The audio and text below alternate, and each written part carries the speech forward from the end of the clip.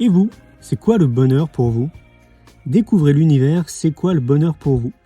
Le film, les livres, le jeu de cartes et nos événements comme le congrès à Arcachon ou le week-end au hameau de l'Étoile. Toutes les infos sur c'estquoilebonheur.fr. C'est quoi l'amour pour vous ? Rendez-vous les 24 et 25 octobre au Palais des Congrès d'Antibes pour le premier congrès C'est quoi l'amour pour vous ? Un rendez-vous puissant pour remettre l'amour au cœur de notre société.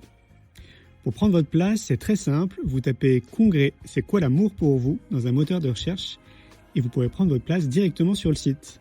Les places sont limitées à 500 personnes. Je vous dis à très vite les amis. Le principal obstacle au bonheur, c'est nos propres pensées. C'est pas quelque chose d'extérieur à soi. Le bonheur pour moi, c'est la liberté. Pour moi, c'est très simple en fait, le bonheur. C'est juste être. Bienvenue sur le podcast C'est quoi le bonheur pour vous ? Je m'appelle Julien Perron, je suis le réalisateur du film C'est quoi le bonheur pour vous ? Pendant plus de 4 ans, je suis parti à travers le monde pour interviewer 1500 personnes autour de cette question fondamentale. À travers ce podcast, on parlera bien-être, développement personnel et médecine douce. Je vous souhaite un merveilleux voyage sur la route de la connaissance de soi. Bonjour à tous, j'espère que vous allez bien en ce 14 mai. Moi ça va très bien, je suis content parce que c'est la sortie officielle et nationale de mon livre de poche que je vous montre à l'écran en chemin vers soi, qui est en réalité la version poche de mon premier livre qui est sorti en 2023, qui s'intitule C'est quoi le bonheur pour vous en chemin vers soi. Je vais vous montrer d'ailleurs la couve. Voilà, ça c'est la première version en fait qui est sortie donc en 2023 avec la maison d'édition Erol. Et là ils ont fait la version poche. Et je suis très content parce que c'est aujourd'hui que le livre va être disponible dans toutes les librairies, disponible aussi sur Internet, sur Amazon, etc. Et ça fait plaisir de recevoir cette version poche, sachant que le deuxième livre que je vous montre aussi à l'écran, C'est quoi le bonheur pour vous en quête de sens, va avoir aussi sa version poche qui va sortir dans un mois. Mais je vous en parlerai entre-temps. Donc voilà, donc c'est chouette.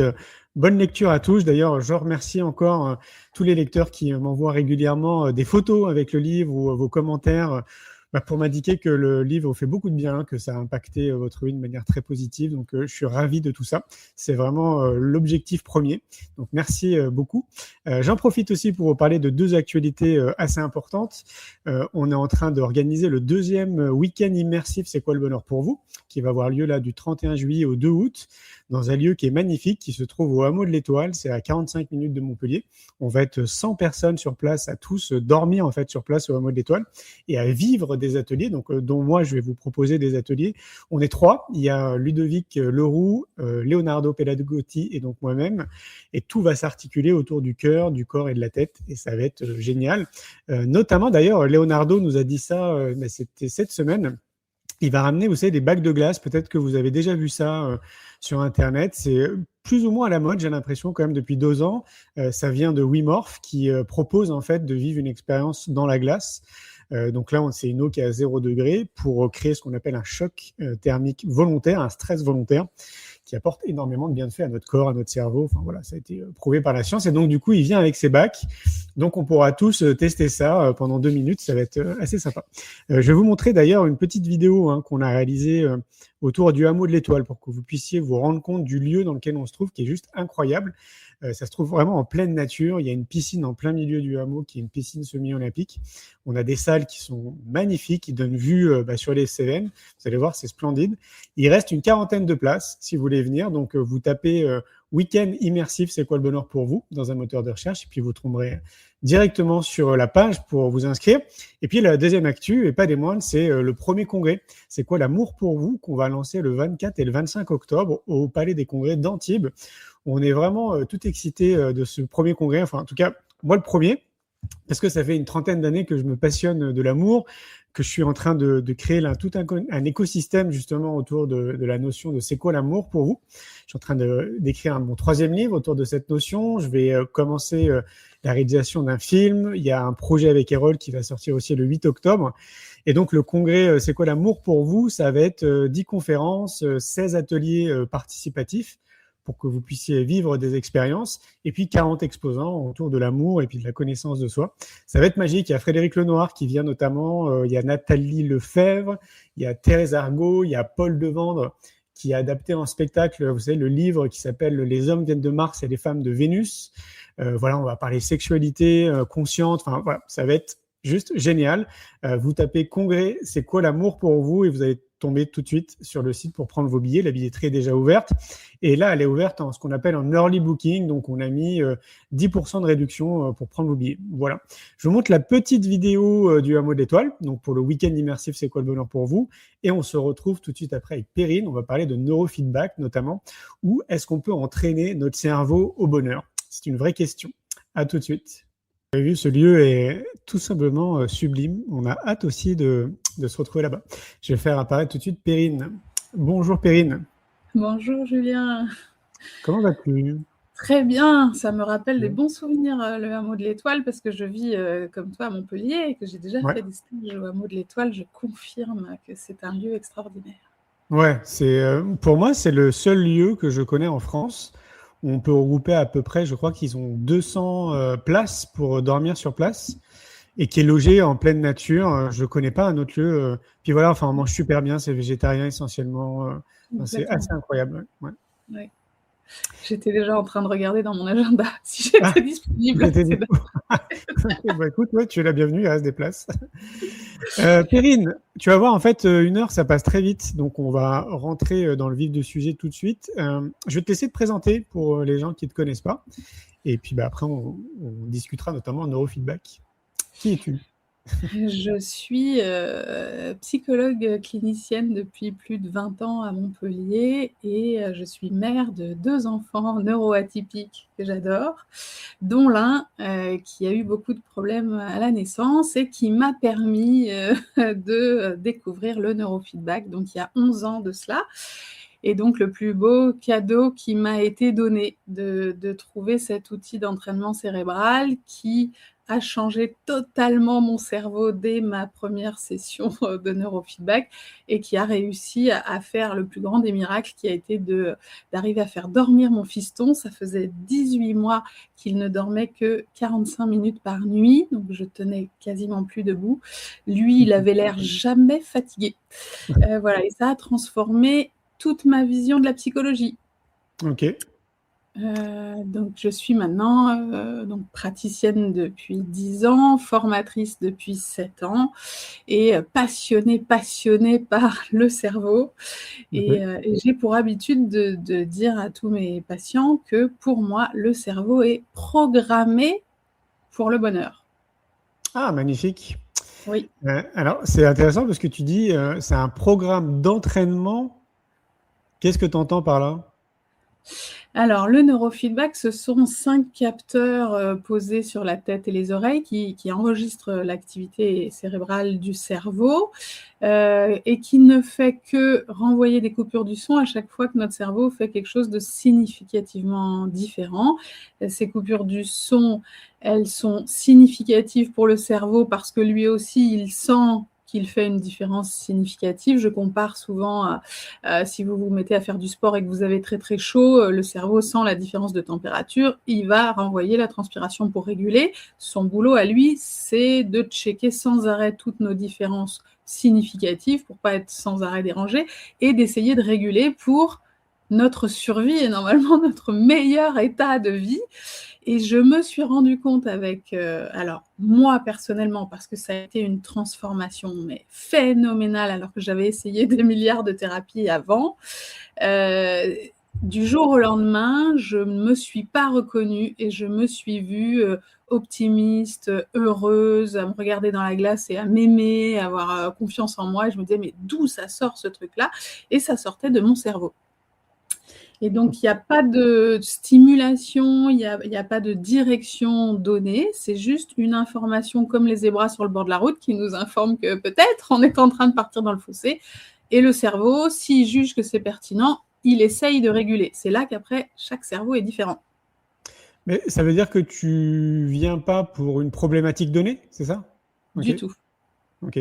Enfin, la plupart des gens arrivent avec une problématique principale, mais quand je commence à leur expliquer comment fonctionne le cerveau, il régule tout ce qui est physique, tout ce qui est émotionnel, tout ce qui est cognitif et même au-delà. Et donc, le logiciel, il a pour but d'analyser 64 bandes de fréquences du cerveau et de renvoyer tout ce qui sort de la norme sur ces 64 bandes de fréquences. Donc, possiblement, il peut y avoir souvent bien plus de changements que ce qu'on était venu chercher. D'accord. Ça reste, j'imagine, hein, des changements positifs? Oui, toujours. Ouais, ok. Qui sont perceptibles une fois la séance terminée ou en fait, c'est à un moment donné dans ta vie que tu te rends compte qu'il y a eu un changement à un certain niveau? Alors, comme c'est un entraînement cérébral et qu'il ne se passe rien d'autre que de l'information donnée, il faut le temps que le cerveau le traite et qu'il ait un espèce de rappel, une session, 2 sessions, 3 sessions. Ça dépend beaucoup de la neuroplasticité de chacun, mais souvent, ce sont des petites sensations subtiles de changement. On sent, souvent les gens ils disent c'est bizarre, on sent qu'il se passe quelque chose, mais on voit pas tout à fait encore les changements. Et petit à petit, alors, c'est là que c'est notre travail en tant qu'accompagnant quand on est praticien de neurofeedback, c'est de les aider à se rendre compte des changements. Moi, ça fait tellement longtemps que je vois les mêmes changements chez tout le monde que je leur demande au début, est-ce que vous avez mieux dormi la première nuit? En général, c'est le premier changement, un meilleur sommeil, plus en forme le lendemain, une envie de trier, ranger, nettoyer, quelque chose où on sent que ça se met en branle. Et puis, alors les premières séances, souvent, les changements, ils durent pas très longtemps, hein, c'est vraiment juste un entraînement. Et puis petit à petit, quand on pose la question, ah oui, c'est vrai que je suis plus serein, ah là, j'ai eu un truc, j'aurais dû stresser, j'ai pas stressé, ah oui, c'est vrai. Et alors moi, au fur et à mesure des mois, j'ai vu disparaître mes allergies, j'ai vu disparaître mon syndrome prémenstruel, j'avais une fâcheuse tendance à tomber dans les pommes, ça m'est plus jamais arrivé. Et petit à petit, on commence à voir, tiens, cette année, j'ai pas eu la grippe, j'ai pas eu la gastro, c'est bizarre, j'ai un meilleur système immunitaire. On se remet à faire plein de rêves, mais qu'est-ce que je dors bien en ce moment?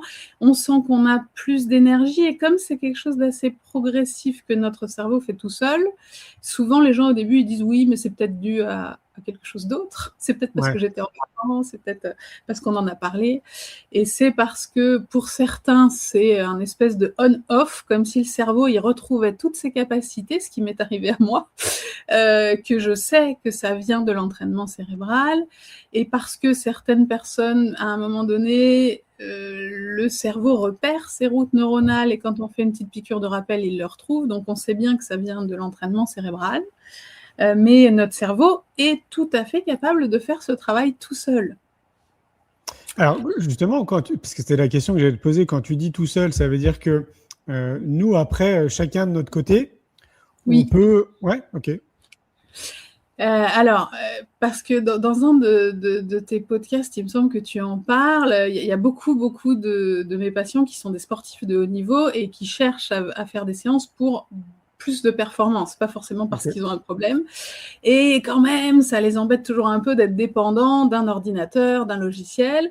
Et j'ai longtemps cherché comment est-ce que c'était possible que plein de cerveaux soient subitement changés alors que le logiciel ne fait rien et n'impulse rien.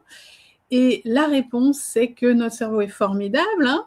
Il tend vers le bonheur, il tend vers ce qu'il y a de mieux pour nous, mais il est surchargé et il met des pilotes automatiques sur beaucoup de choses pour économiser de l'énergie. Et malheureusement, il a tendance à mettre beaucoup de choses en pilote automatique, du style quand on apprend à conduire, évidemment, on ne réfléchit plus à la pédale de frein, d'embrayage, etc. C'est bien, il l'a mis en pilote automatique. Mais quand on a un trouble du sommeil, du stress, si ça dure plus de 3 semaines et qu'il ne trouve pas de solution, il va le mettre en pilote automatique et il ne cherche plus. C'est le gros défaut du cerveau, il ne cherche plus. Et toi, tu parlais de sortir de sa zone de confort. Et c'est une des solutions que j'ai trouvées pour remettre le cerveau en marche, pour qu'il recherche des solutions, c'est le pousser un petit peu à aller chercher ailleurs. Et alors, malheureusement, ça marche quand même pas aussi bien et aussi rapidement que le neurofeedback, mais ça aide quand même.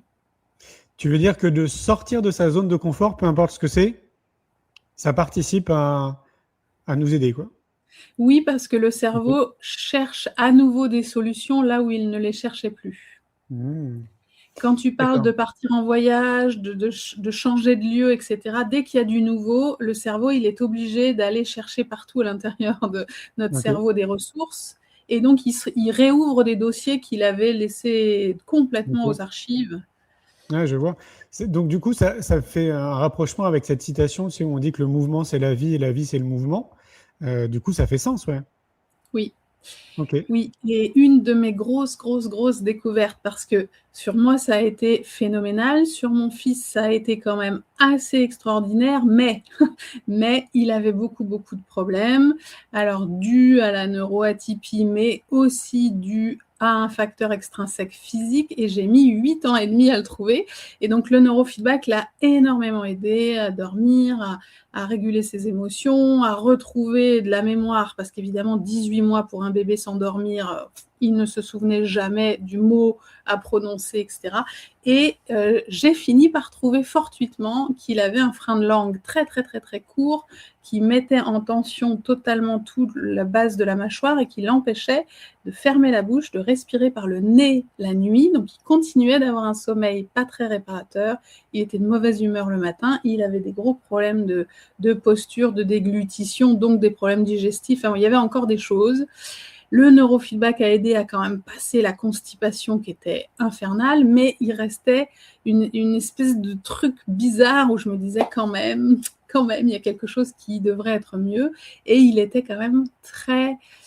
On aurait pu dire à l'époque, ce nouveau terme-là de TOP, des troubles de l'opposition et de la provocation, il était assez agressif et je voyais bien que c'était pas son tempérament. Alors tous les pédopsies, pédiatres que j'ai pu voir, évidemment, m'ont dit non, mais c'est dû à plein d'autres choses, le divorce, la grossesse, des tonnes de choses qui n'étaient absolument pas vraies. Et le jour où on a fait la chirurgie du frein de langue et qu'on a libéré toute la mâchoire, qu'il a fait le travail de rééducation avec l'orthophoniste, toute sa vie a changé. Il a maintenant 12 ans et il est incroyablement posé, calme, serein, et il fait plus le nem là pendant la nuit à se retourner, à parler, à grincer des dents. Enfin, il y a quelque chose qui a totalement changé. OK. Et donc, je me suis mise à chercher toute la liste des facteurs extrinsèques. Alors, j'ai une fille qui a eu un appareil dentaire et je me disais, c'est bizarre, les séances de neurofeedback, elles font plus que ça faisait avant.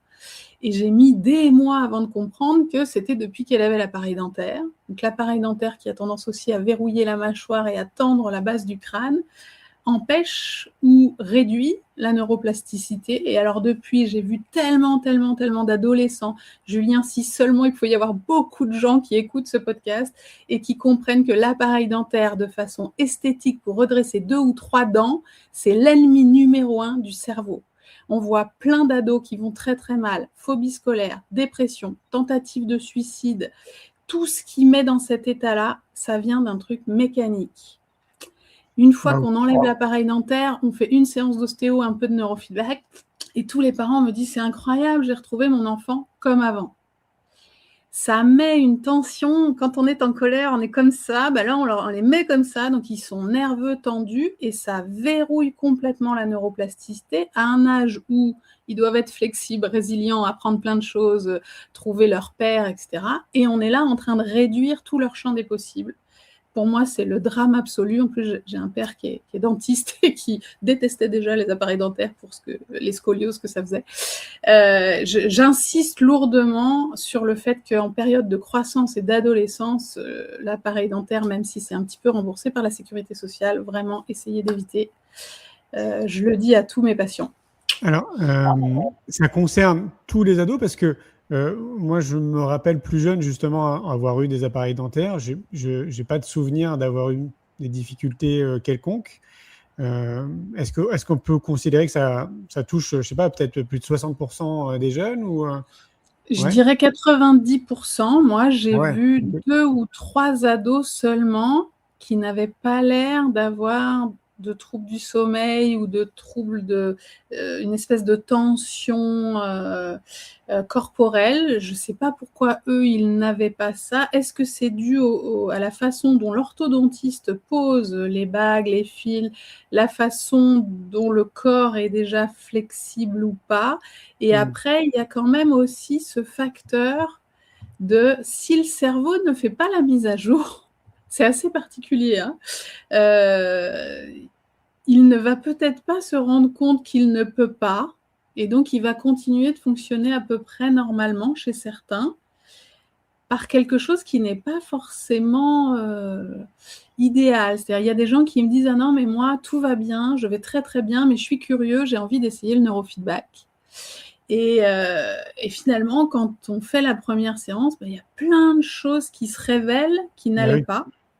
Et j'ai fini, j'ai mis des années à trouver le truc, c'est que quand on a le crâne extrêmement tendu et assez dur et crispé sur le cerveau, ça nous met sur un pilote automatique. Si notre pilote automatique, c'est la joie, c'est la créativité, c'est tout ce que toi, tu as pu développer énormément, ton cerveau, il est bloqué sur ce mode-là. Donc finalement, c'est un bon mode. Oui. Mais je dis aux gens, des fois, on a quand même des épreuves dans la vie où c'est pas mal d'arriver à se mettre en colère, à pleurer, à passer à d'autres émotions. Moi, je l'ai malheureusement vécu suite à mon erreur chirurgicale il y a 7 ans. J'ai été mutilée et ficelée dans mon corps pendant 2 ans et j'ai perdu à une vitesse folle toutes mes facultés physiques, émotionnelles et cognitives. J'avais le cerveau d'un enfant de 3 ans au bout de 2 ans. Je ne comprenais pas ce qui m'arrivait. C'était juste une petite bandelette en polypropylène posée sous l'urètre qui était censée être 3 fois rien. Et ça m'a empêché d'uriner, ça m'a empêché de marcher, ça m'a ficelé le bassin. Mon ostéopathe rapidement a dit « Mais c'est fou comment ça a verrouillé le crâne en même temps ». Donc, je n'arrivais plus ni à dormir, ni à uriner, ni à marcher. Et puis, petit à petit, tout le reste est parti en déconfiture. J'avais déjà découvert le bonheur infini parce que le neurofeedback m'avait ouvert à qui j'étais. Je m'étais sentie enfin moi-même alignée. J'avais lâché tous les carcans, toutes les obligations, etc. J'avais commencé à publier des livres jeunesse. J'étais dans ma meilleure vie et j'ai été complètement coupée dans mon élan. J'ai passé 2 ans avec plus aucune possibilité de neuroplasticité, ce qui m'a fait faire le choix terrible de devoir aller jusqu'aux États-Unis me faire opérer pour enlever cette petite bandelette de plastique pas du tout compatible avec le corps de la femme.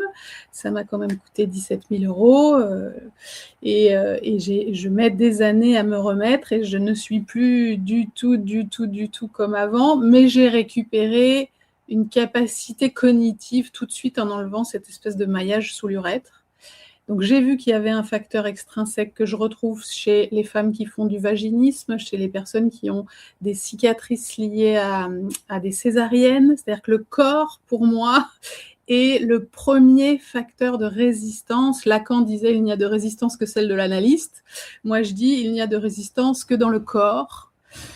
Et je suis donc une psychologue qui voit les choses à l'envers. Si le neurofeedback n'arrive pas à aider un cerveau à retrouver le chemin du bonheur, pour moi, il faut aller chercher dans le corps. Et le corps, ça peut être aussi des problèmes digestifs, métaboliques, un manque d'hydratation. Enfin, ça peut être plein de choses du quotidien. Mais je retrouve souvent une chute, un choc, un accident de voiture, un accident de moto, un accouchement où il y a eu comment on appelle ça là, c'est pas les ventouses, là, les forceps. Il peut y avoir plein de choses qui ont mis à mal. Il peut y avoir plein de choses où il n'y a pas de fracture. Donc, le domaine médical dit tout va bien. Et en fait, à l'intérieur, le cerveau, il va pas si bien que ça. C'est passionnant, mais alors justement, en fait, tu dis qu'on peut avoir des micro-symptômes. Je reprends l'exemple que tu donnes, je sais pas, d'une chute par exemple, où tu peux avoir des micro-symptômes, mais que toi, qui ne sont pas perceptibles. Et tu as l'air de sous-entendre que ça pourrait avoir un effet. C'est pas forcément le cas, hein, ça pourrait avoir un effet. C'est ça, hein, c'est pas tout le temps. Fait.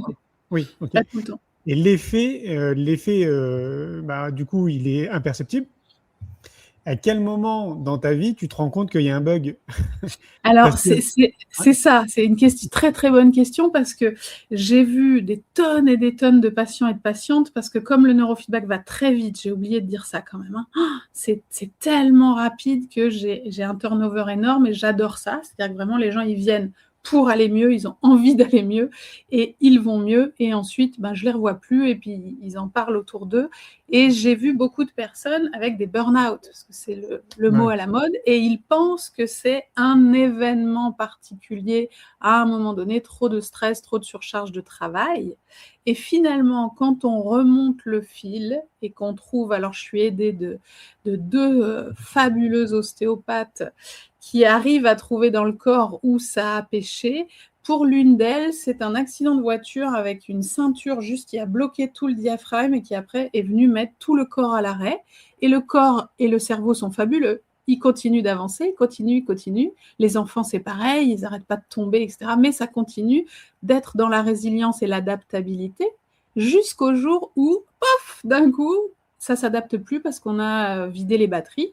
Donc les gens, ils arrivent en disant mon burn-out, il date là d'il y a 3 mois. Mon Covid long, pareil, ça date là du Covid, mais en fait, il y avait déjà quelque chose qui empêchait de rebondir, parce que si rien ne nous empêche de rebondir, le neurofeedback, il agit sur tous les cerveaux et on a une rapidité de processus de deuil, une envie folle d'avancer que je vois chez tout le monde. Et donc, moi, j'aime ce côté passionnant d'aller chercher quelle est l'origine. Donc, l'origine, ça pourrait être pour toi un jour d'un coup un burn-out, et en fait, c'est l'appareil dentaire que tu avais quand tu étais ado. Je dis n'importe quoi au passage, mais... Ouais, c'était un peu le fond de la question que j'allais poser. Ça peut être très vieux, en fait, au final. Oui. Tu peux traîner, entre guillemets, quelque chose depuis 20-30 ans, et puis ça serait... D'accord. Ah oui, c'est impressionnant. Okay. Oui. Parce que le cerveau, il est quand même très courageux, il est très fort, et en plus, tu dois savoir ça, il arrive à emprunter des chemins de traverse. Moi, je fais l'expérience tous les jours. L'autre jour, en voulant bricoler, je me suis cogné la tête vraiment très très fort sur une rambarde. J'ai eu juste mal à la tête. Et puis petit à petit, je me suis sentie différente. Je me suis dit, oh là là, j'ai plus trop d'inhibition, il y a tout qui sort un petit peu cash, etc. Je suis allée chez l'ostéopathe, elle me dit, oh, mais alors, la bosse et la dureté que ça a créé, ça avait empêché toute une zone de fonctionner. Et petit à petit, mon cerveau, il s'adapte, il fait autrement. Et il y a plein d'enfants, on peut dire, oh, c'est leur caractère. Je me rappelle, de ma fille qui était tombée dans l'escalier toute petite. Elle était devenue d'un caractère horrible. Et puis, on pourrait se dire, oui, mais c'est l'âge, elle a 2 ans, c'est l'âge de l'affirmation. Il y a beaucoup d'ados, on leur met une charge monumentale sur, c'est la crise d'adolescence. Et souvent, malheureusement, non, c'est autre chose. Et ça peut venir d'une chute bête au ski. Là, j'ai eu un patient, il est tombé sur les fesses au ski et le sacrum a vrillé, tac, tac, tac, tac, petit à petit. Et après, alors, ça crée des addictions. Et je lui ai dit, allez chez l'ostéopathe, vous allez voir, l'addiction, elle va s'arrêter tout de suite. Et le lendemain, il m'a dit, c'est incroyable, ça a disparu. Alors, attends, petite pause. Tu dis que d'une chute au ski qui peut paraître bénigne, d'accord, ça lui a généré de l'addiction. Alors, c'est une addiction qu'il avait il y a longtemps et qu'il n'avait plus. Okay. Et là, paf, la chute a recréé. Il m'a dit, mais je comprends pas, là, je n'arrive plus à lutter. Et je l'ai vécu aussi forcément pendant les 2 ans où j'ai été très, très, très, très mal. Notre cerveau est capable de nous mettre une telle pression, en fait, crânienne, là, que ça nous empêche d'accéder à certaines zones. Et j'ai même vu des pulsions suicidaires qui n'ont rien de... Alors forcément, le cerveau, il s'accroche à des choses de notre vie, mais à chaque fois qu'il y a des envies de suicide, pour moi, c'est le crâne qui met de la pression sur le cerveau. Et ça peut venir, malheureusement, de n'importe quelle partie du corps. Ça peut venir d'un torticolis à un moment donné. Des fois, c'est tellement bête. Et je me suis rendu compte qu'en mettant de la chaleur, donc tous les ados qui ont des appareils dentaires, si vous n'avez pas de neurofeedback à côté de chez vous, pensez à mettre de la chaleur à l'arrière de la tête. Ça redétend la base du crâne, ça redétend les mâchoires. L'idéal, c'est quand même de faire tout un suivi ostéopathique en même temps que l'appareillage. Et l'idéal, c'est de faire du neurofeedback à la fin pour redire au cerveau que ça y est, on est relibéré. Mais oui, je constate tous les jours... Là, en t'écoutant, je me dis, mais en fait, on est quasiment tous concernés parce que sur une tranche de vie, on va dire, sur les 50 premières années de ta vie, il y a quand même un bon paquet de chances que tu sois tombé d'un arbre, tombé d'un vélo, et eu, une chute au ski, comme tu dis, tu vois, qu'il y a eu des accidents, on va dire, dans notre vie, parfois même des accidents beaucoup plus lourds. Oui. Et donc, du coup, à t'écouter, ça voudrait dire qu'on aurait probablement un impact ou pas, si j'ai bien compris. Hein. C'est pas impossible que, même si tu as eu bon, je vais prendre un exemple extrême, tu as eu un accident en voiture, tu t'en sors, tu peux être à l'abri de ça, c'est-à-dire que tu peux ne pas avoir de conséquences sur les 50 années qui suivent derrière, quoi, c'est ça? Oui. Ok. Oui, j'ai eu un patient comme ça assez extraordinaire. S'il y a vraiment bien un dont je me rappelle, c'est lui, parce que il a eu un accident de moto très grave, mais il avait le casque, il a eu un gros choc, mais rien de cassé, et finalement il s'est remis. Et il y a quand même beaucoup de patients qui arrivent chez moi en disant oui, mais en fait je suis comme ça, c'est mon caractère. Et je disais, c'est bizarre, votre cerveau, il y a des petits changements, mais quand même, il n'y a pas ce qu'on a d'habitude. Et quand il m'a parlé de cet accident de moto, je lui ai dit, allez voir mon ostéopathe. Quand il est revenu, il m'a dit, oui, j'ai vu votre ostéopathe, rien n'a changé. Je dis, attendez, il faut qu'on réinforme vos neurones que tout est libéré. Il se trouve qu'il était pianiste, mais il s'est relevé de sa séance de 33 minutes. Il avait complètement changé de tonalité de voix. Toutes ces tournures de phrases avaient changé et il m'a dit « Ne dites plus rien, j'ai compris ». Et j'ai vu la même chose chez mon fils par espèce de petits effets au début. Il sortait de chez l'ostéo, on faisait du neurofeedback derrière et il était comme ce que je pensais qu'il était, un fils extraordinaire. Et ça ne tenait pas à cause de cette langue qui venait tracter comme ça.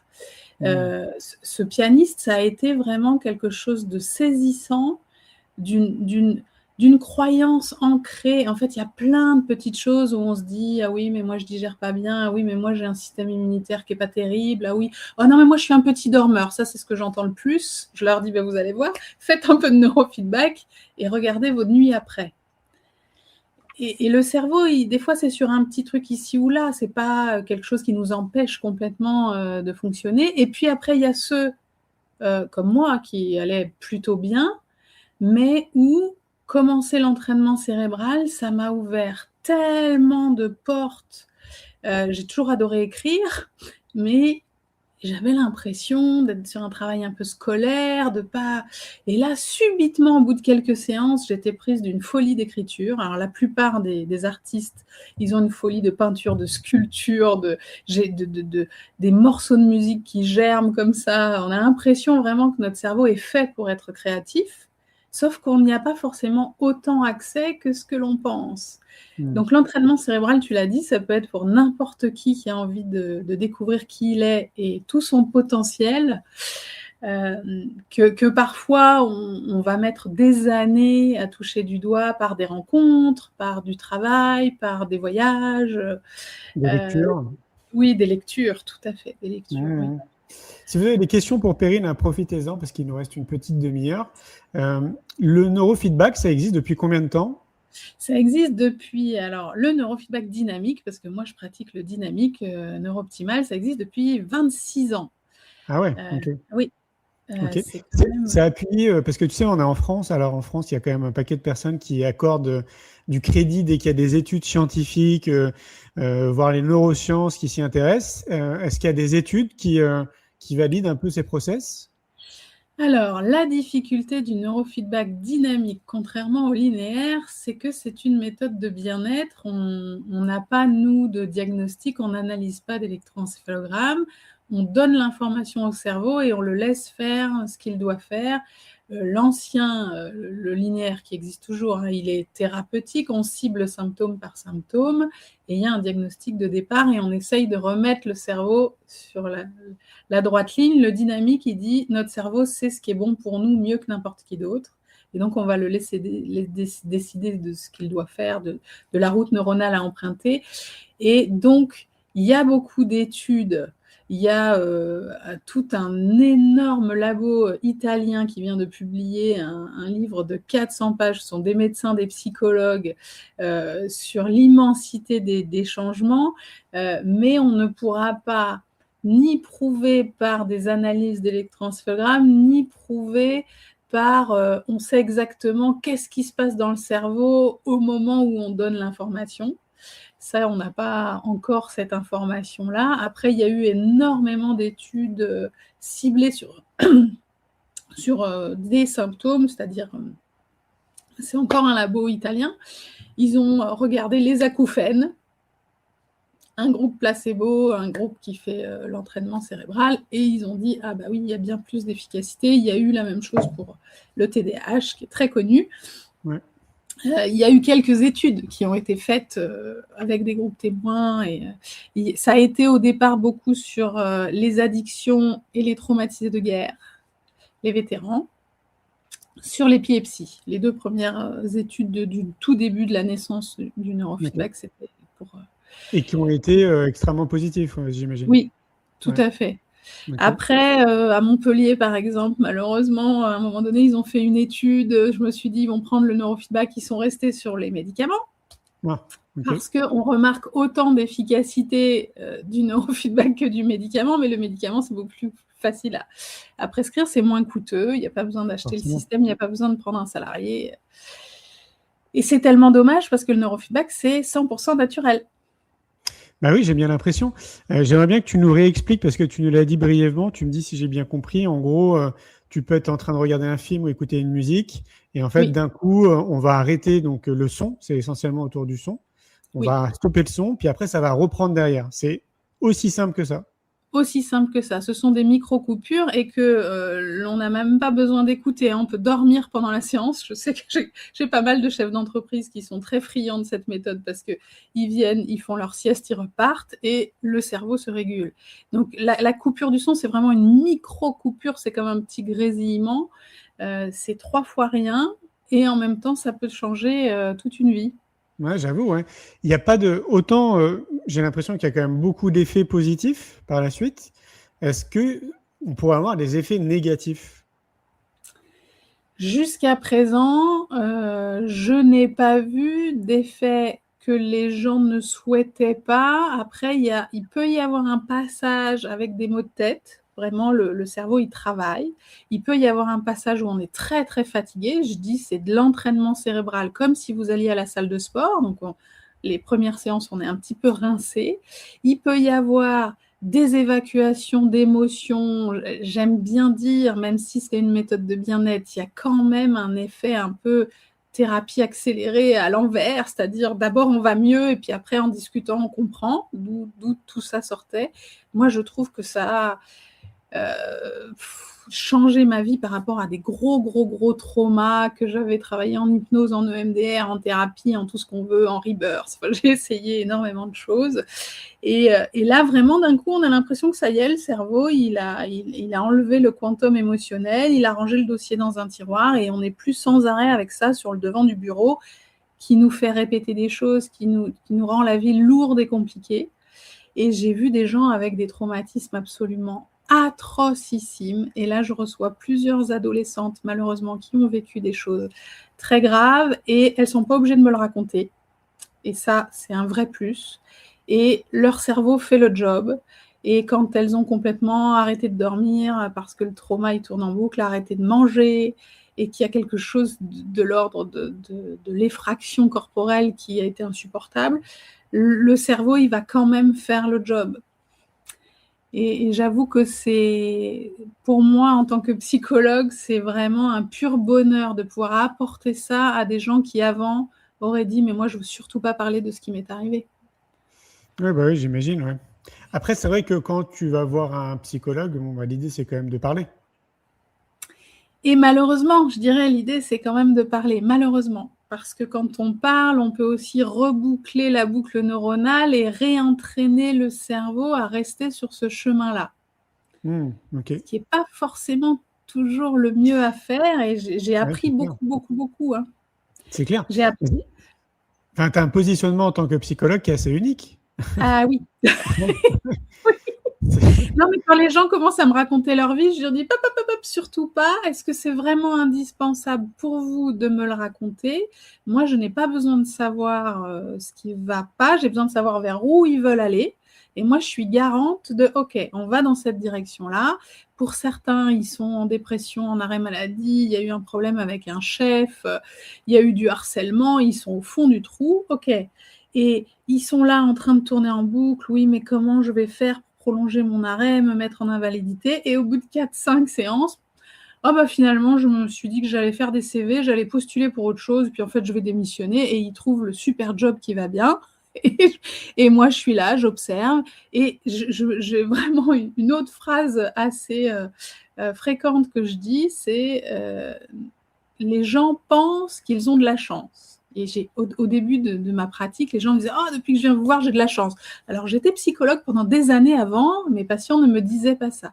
Et quand je leur demande de détailler, là, la chance d'avoir trouvé le boulot de ses rêves, je dis, c'est quand même vous qui avez fait les CV, c'est vous qui êtes allé passer les entretiens. Ah ouais, mais je me sentais tellement bien, j'avais confiance en moi. Oui, mais c'est votre cerveau qui a produit ça, c'est pas moi qui l'ai fait à votre place.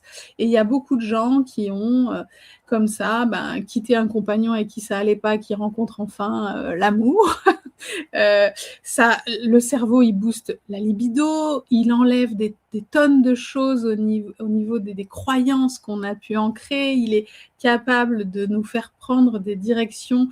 J'aime bien dire qu'un cerveau qui va bien, c'est un cerveau qui crée et qui saisit des opportunités.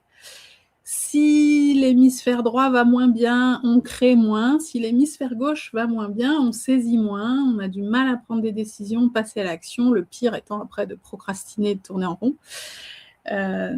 Et cette idée-là d'un cerveau résilient, Boris Cyrulnik, il en parle énormément. Et moi, je me disais, mais comment ils font les gens pour être résilients comme ça? Et j'ai fini par me dire, le cerveau, il est naturellement enclin à cette résilience, si et seulement si, il n'y a rien qui vient lui barrer la route. Oui, mais là, en l'occurrence, il y a quand même un certain nombre de choses qui viennent lui barrer la route quotidiennement. Oui. Oui, c'est ça. Oui, mais peut-être qu'on est allé voir un kiné, qu'on est allé voir un ostéo. J'ai eu des grands sportifs et notamment des fois des rugbyman avec vraiment des douleurs terribles et je me suis dit comment ça se fait qu'une seule séance de neurofeedback, les douleurs disparaissent. Et l'hypothèse que je fais, c'est qu'ils ont été suivis par des kinés, des ostéos, des médecins très compétents. Tout a été bien fait, sauf le cerveau qui n'a pas fait la mise à jour pour dire « ça y est, maintenant tout est réparé ». Et c'est vraiment cette idée de pilote automatique. Le cerveau, il reste sur sa route neuronale, il croit que la douleur est toujours là alors qu'elle n'est plus là. Je vois très bien. Et j'ai eu tellement d'enfants avec des 10, mais qui sont... Alors bon, j'ai des enfants 10, chacun avec les leurs, mais ma fille qui est dyslexique, dysorthographique, ce que tu connais, Oui. j'ai vu tout de suite dès le CP-CE1 qu'il y avait quelque chose qui n'allait pas, et elle a tellement développé tous les autres dons que vous avez, parce que vous avez un cerveau quand même qui est très très doué pour d'autres choses, Oui. et elle est en train de passer le bac de français et de maths cette année, et je la vois super épanouie. Elle compense, en fait, elle reste dyslexique, dysorthographique, elle compense plus longtemps. Alors, pas forcément sur toute une journée d'examen, elle est épuisée, mais elle va quand même mieux compenser. Quand elle fait des bilans orthophoniques, on pourrait croire qu'elle ne l'est pas, parce que le bilan, il est court. Okay. Je leur dis, faites-lui passer le bilan à la fin d'une journée de lycée, vous allez voir, c'est pas la même. Et puis, elle est dans une... c'est juste une différence, ça n'enlève pas du tout toute la valeur qu'elle a par ailleurs. Elle est sur une première générale et je trouve qu'elle s'en sort quand même pas si mal. On verra les notes au bac, mais voilà, notre cerveau est capable de compenser. Alors justement, la question qui fait l'objet justement de notre échange, c'est est-ce qu'on peut entraîner notre cerveau au bonheur ? Moi, je dis bien sûr que oui, on peut entraîner notre cerveau au bonheur. Le neurofeedback, pour moi, est l'outil le plus rapide et le plus facile, mais il y a plein d'autres professionnels que tu as interviewés qui proposent des choses. J'avoue que je suis devenue flemmarde et que je préfère le neurofeedback. Il y a des gens qui viennent en disant « oui, non, mais moi, je suis dans la méditation depuis très longtemps, je suis déjà très, très zen, etc. » Je dis « ah, mais essaye quand même, tu vas voir. » Et là, ils sont « ah, mais je médite encore mieux et je suis encore plus. » Et voilà, c'est toujours l'idée de pouvoir accéder à 100% de notre potentiel. Et même si on est déjà à 95, c'est quand même toujours... Je ne sais pas si je vais loin dans ma réflexion, tu me dis, mais je me pose la question là, de est-ce que, je ne sais pas, imaginons on écoute une musique ou de la musique à la radio par exemple, ou un auteur qu'on aime bien et qu'on écoute. Est-ce qu'on peut se laisser imaginer que l'industrie du disque ou de la musique, je prends cet exemple, mais ça peut être peut-être valable aussi pour les films, ils mettent ça en place C'est-à-dire qu'il y ait des micro-coupures qui soient imperceptibles et qui, de manière en fait indirecte, puissent agir sur notre cerveau? Pas du tout. Non. Ok.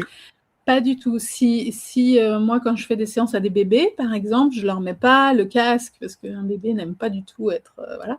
Je lui mets juste les capteurs, on lance la séance, il peut y avoir sa maman à côté, moi, on va entendre les coupures qui ne vont pas du tout faire sens pour notre cerveau. Ce qui fait sens dans le neurofeedback, c'est qu'on a des capteurs qui analysent l'activité de notre cerveau. C'est un peu D'accord. comme une voiture qui viendrait à biper tout le temps.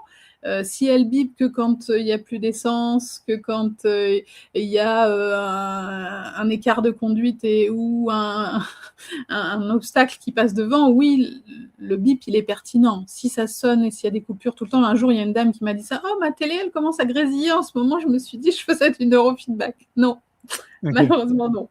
D'accord. Bah, heureusement, pour le coup même. Oui. Ouais, heureusement, parce que je me dis que, tu vois, il y aurait comme une forme de manipulation en réalité si c'était possible, quoi. Non. Ok. Et là, justement, dans cette information par coupure du son, j'aime bien dire qu'il y a trois sortes, si je puis dire, d'informations données. Il y a une information d'une coupure où notre norme est plutôt bonne et tu sors de ta norme, on t'en informe et là, le cerveau, en général, il arrive à se remettre sur sa norme rapidement. Mais j'aime bien dire que mon fils, je pense que la norme de son cerveau, elle était dans le fossé. Sa norme, elle était complètement pourrie. Et quand on l'informe d'une sortie de norme, c'est la seule fois où son cerveau fait quelque chose de génial. Mais donc, ça va mettre un peu plus de temps, des fois, parfois non, à retrouver le chemin. Et puis, il y a l'information d'une sortie de norme qui est normale. J'explique à mes patients, ils sont sur un fauteuil très, très confortable, en plus avec de la chaleur, des plaids, etc. La musique de relaxation, elle est géniale. Et donc, je leur dis, vous êtes réveillés, vous allez peut-être vous endormir. Il va y avoir une coupure du son qui va être déclenchée parce que vous passez de la veille au sommeil. Et il n'y a rien de bien et rien de mauvais là-dedans. C'est une information et le cerveau, il va dire, bah oui, non, j'ai rien à réguler. Donc, on est informé par notre cerveau en permanence parce qu'on entend gronder l'orage, parce qu'il y a une odeur de brûlé, parce que plein de facteurs extrinsèques autour. Et après, oh, bah, l'odeur de brûlé, on peut se dire qu'on n'a rien à cirer ou pas. L'orage, si on a laissé le linge étendu dehors, on peut se précipiter ou pas, ou se dire j'adore danser sous la pluie. Et c'est vraiment une idée de on ne fait que donner une information et notre cerveau sait exactement ce qu'il doit faire avec cette information. Et donc il n'y a plus non plus, parce que la neutralité du psychologue, je n'y crois absolument pas. On a tous notre histoire de vie, on a tous, moi il y en a qui me disaient là vous avez haussé les sourcils, ça voulait dire quoi? On a tous, on dégage quelque chose. Là, c'est le cerveau avec lui-même, dans sa bulle. On n'est plus du tout influent sur ce que la personne va faire avec l'information qui lui a été donnée. Ouais, je vois très bien. Tu es extrêmement convaincante. Et souvent, tu sais, souvent les personnes justement qui sont convaincues et donc du coup convaincantes, on va même tester bien évidemment et donc ça fonctionne sur eux. Et moi j'ai toujours plaisir à dire que tu l'as d'ailleurs dit, il y a, je vais dire peut-être une bêtise, il y a peut-être 1000 activités différentes. Tu vois, tu dis que tu as testé le MDR puis d'autres choses. Est-ce qu'on peut se laisser dire que autant le neurofeedback a été très efficace sur toi et toi tu le vois aussi sur d'autres personnes, ça l'est. Mais est-ce qu'on pourrait dire que peut-être que sur moi, par exemple, ça ne serait pas, mais peut-être beaucoup plus le MDR ou l'auto-hypnose, par exemple? Non? D'accord. Okay. Alors, non, pour deux raisons. Un, parce que j'ai beaucoup de patients qui sont venus en ayant essayé beaucoup de choses qui avaient marché pour eux. Et, ah oui, le neurofeedback, il amène encore plus loin. Ou des gens qui n'ont encore rien essayé et qui arrivent pour moi, à la même finalité que d'autres qui ont essayé plein de choses, mais beaucoup plus rapidement, sans effort et beaucoup moins coûteux parce qu'il faut 10-12 séances en moyenne. Alors, il y en a c'est 3-4, il y en a c'est 20, mais bon, en moyenne, je dis 10-12. Et puis, il y a quand même moi, je dis pas que ce que j'ai fait avant n'avait pas marché, mais en tous les cas, j'étais pas moi-même, j'étais une espèce de version hyper adaptée. J'étais beaucoup dans est-ce que je dois dire ça, pas dire ça, j'étais pas suffisamment spontanée, j'étais extrêmement timide et réservée. Les gens qui me connaissent maintenant me disent « tu te moques de nous, Perrine ». Alors j'avais tout ça en moi, je le savais, mais je n'ai trouvé aucune thérapeutique qui déclenche ce switch aussi rapidement, efficacement. Il y avait une autre idée qui m'était venue quand même parce que quand je fais des formations pour des praticiens, souvent, figure-toi, c'est des gens qui ont essayé et qui n'ont pas eu de changement. Et qui me disent oui, mais quand même, j'y crois parce qu'il y a tellement de témoignages incroyables que j'y crois, mais moi, j'ai pas eu de changement. Je leur dis, ah, attends, moi, je vais mener l'enquête, je mets ma casquette de Sherlock Holmes et je cherche quel est le facteur extrinsèque. Et une fois qu'on a enlevé cette barrière, ça fonctionne. Alors, heureusement qu'il y a plein d'autres méthodes qui fonctionnent. Souvent, les gens qui arrivent au neurofeedback, ils ont un peu tout essayé, sinon ils ne découvriraient pas, parce que ce n'est pas encore suffisamment connu dans tous les médias, Ouais. même s'il y a plein d'articles, même s'il y a un documentaire sur YouTube, Le bonheur est dans les neurones, qui date d'il y a plus de 10 ans, même s'il y a quelques livres. Alors, je suis en train de finir l'abécédaire du neurofeedback. Je suis en train de finir Le neurofeedback a changé ma vie et quelques autres. Je suis en train d'écrire un livre sur la colère parce que pour moi, le neurofeedback, au début, les gens disaient « Oh là là, votre truc, ça me met en colère quand même, j'aime pas ». Et j'ai fini par découvrir que c'était juste de l'affirmation de soi, que c'était pas la mauvaise colère qui fait qu'on est irritable. Et ça m'a appris tellement de choses sur le fonctionnement du corps, du cœur et du cerveau. J'ai pas fini d'en découvrir, mais je reste convaincue que je suis passionnée parce que sur moi, ça a été un électrochoc dès la première séance, ce qui est assez rare. Il y en a d'autres, je dirais 10%. Mais quand même, tous les gens finissent par me dire « Ah ouais, quand même, le neurofeedback, ça va plus vite. » Et puis, c'est ce petit côté, même si j'aime pas ça, à la mode de zéro effort. On peut dormir pendant la séance, on n'a pas besoin de penser à ses problèmes, on n'a pas besoin de savoir d'où viennent les problèmes. La solution va se trouver et j'aime bien cette idée. Est-ce qu'on peut se dire que là, pour le coup, moi j'ai l'impression qu'il n'y a pas de bon ou de mauvais accompagnateur en neurofeedback, puisque c'est la machine qui fait le job. Mais est-ce que c'est juste de dire ça, tu vois? Alors, je suis partie de cette croyance-là. Au tout début, j'allais chez une praticienne à Montpellier et j'étais extrêmement sceptique. Moi, tous ces trucs qu'on ne peut pas expliquer vraiment et puis qui ont l'air un peu magiques, je n'y croyais absolument pas. J'y suis allée en me disant j'essaierai n'importe quoi pour voir si mon fils dort, mais il est bébé, je ne vais peut-être pas aller faire un truc avec des capteurs sur le cerveau sans avoir expérimenté moi-même. Et j'y suis allée vraiment, alors zéro croyance que ça allait faire quelque chose sur moi. Et j'ai vu une efficacité incroyable. Donc, je suis partie du principe que toute l'expertise est dans le logiciel, ce que les inventeurs de la méthode disent, et je suis d'accord, mais cette coupure du son, ça reste quand même un petit craquement qu'on compare au coup de feu dans la forêt que la biche se dit « Ouh là là, il y a un chasseur dans le coin ». Donc, cette petite coupure du son, elle alerte au début, et d'ailleurs les gens le disent au début, c'est pas très agréable, c'est quoi cette coupure du son? Et au bout d'un moment, le cerveau se dit « Ah, chouette, c'est là pour me mâcher le travail et me donner de l'information utile ». Mais si tu n'es pas dans un lieu accueillant et sécurisant, tu vas peut-être pas arriver, et donc les gens qui venaient chez moi me disaient « C'est plus efficace les séances chez vous que chez la dame chez qui on allait ».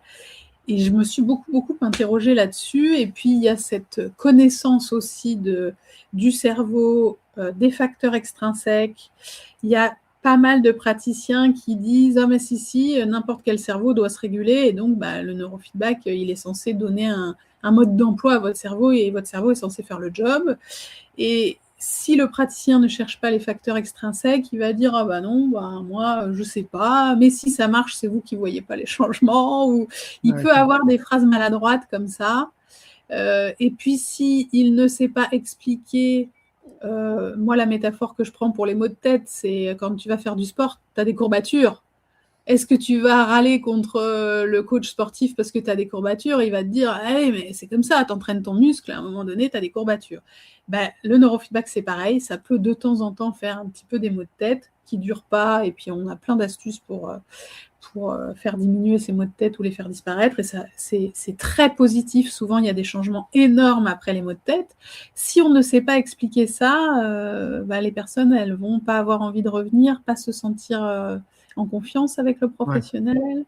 Ok. Et puis, moi, je passe mon temps à expliquer quand même comment marche le cerveau parce que j'ai fait plein de découvertes. Ouais. Et il y en a qui n'ont, je suis toujours étonnée, hein, qui ne sont pas plus curieux que ça. Ils ont un métier, ça marche bien, le bouche à oreille marche bien, donc ils vont pas chercher Ouais, à je vois très comprendre. bien. Ok. Oui, donc c'est comme dans tous les secteurs du monde de la connaissance de soi, du développement personnel, du bien-être. Il y a, je le mets entre guillemets, bien évidemment, le bon thérapeute et le mauvais thérapeute. Hein, c'est vraiment entre guillemets. C'est une question de conscience peut-être aussi derrière et sûrement de passion, parce que là, pour le coup, c'est vrai que toi, tu es quelqu'un de passionné sur le sujet, ce qui n'est pas le cas de tous les thérapeutes dans tout corps d'activité confondu. Ouais. Tout à fait. Comment on te trouve d'ailleurs? Tiens, imaginons, là, il y a des personnes qui sont intéressées, qui se disent, ah, bah, ça a l'air d'être trop bien, moi je veux faire ça avec Perrine. Comment on fait pour te contacter?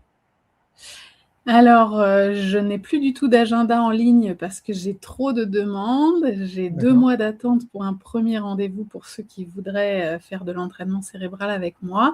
Perrine Jean Girard, j'ai un site internet perrinejeangirard.fr. Vous trouvez mon mail, mon numéro de téléphone. Les rendez-vous, du coup, c'est en m'appelant ou en m'écrivant.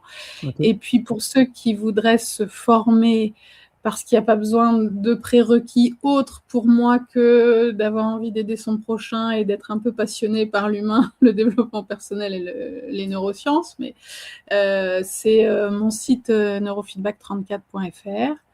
J'ai aussi Facebook Perrine Jean Girard, j'ai aussi plein de petites vidéos sur Instagram Jean Girard Perrine, c'est écrit à l'envers. J'ai aussi une chaîne YouTube Ok. Neurofeedback 34 avec pas mal de vidéos que j'ai faites. Et puis prochainement, mes livres. Bravo. Pour l'instant, il n'y a que mes livres jeunesse, mais qui sont Alors, une largement... question de Anne, elle est basée à Montpellier, Perrine. Oui.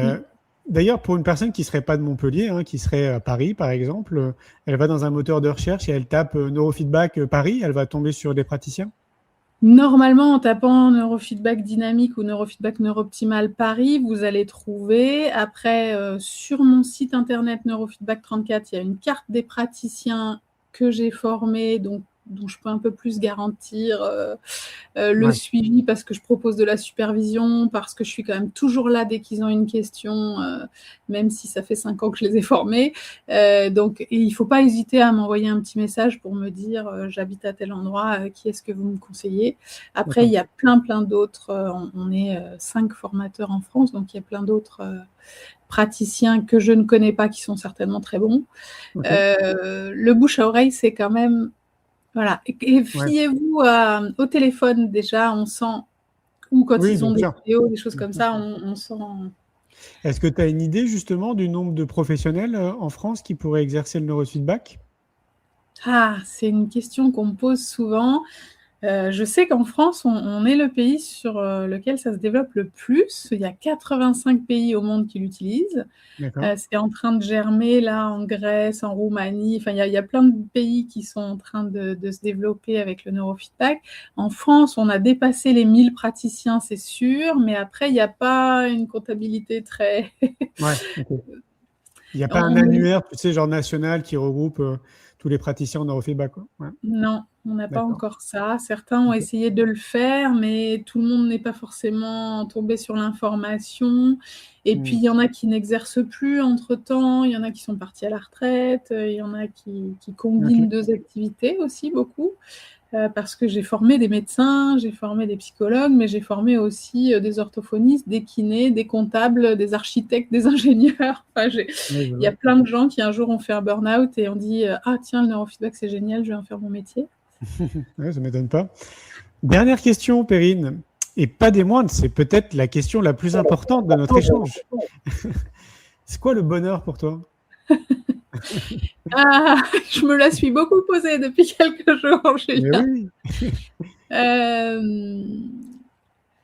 Le bonheur pour moi, il y a quelques années, j'aurais dit, c'était cette sensation d'être complètement moi-même, authentique, de plus avoir besoin de coller à ce qu'on attendait de moi.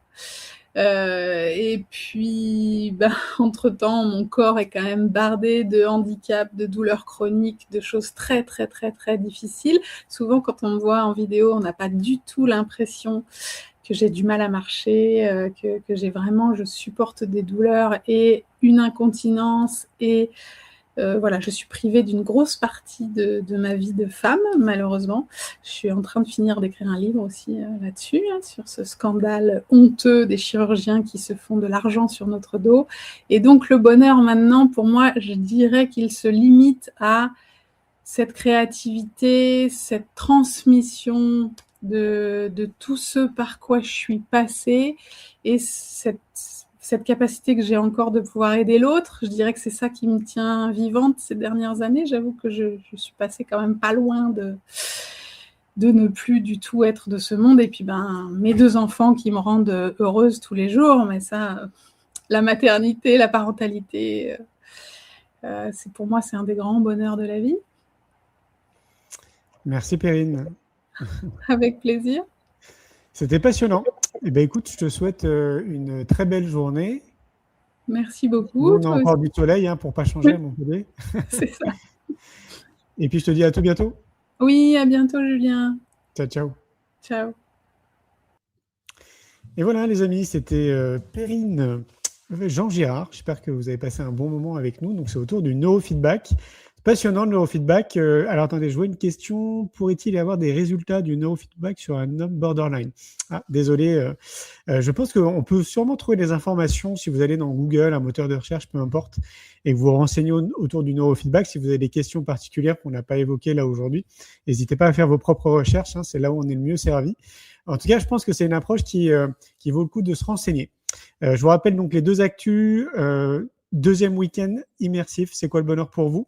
Du 31 juillet au 2 août, c'est au Hameau de l'Étoile, c'est à 45 minutes de Montpellier. On va être 100 personnes sur place, il va y avoir des ateliers autour du cœur, du corps et de la tête, dont moi, avec aussi Leonardo Pelagotti et Ludovic Leroux. Ce sera des groupes divisés en 3, donc on sera des groupes de 30 personnes.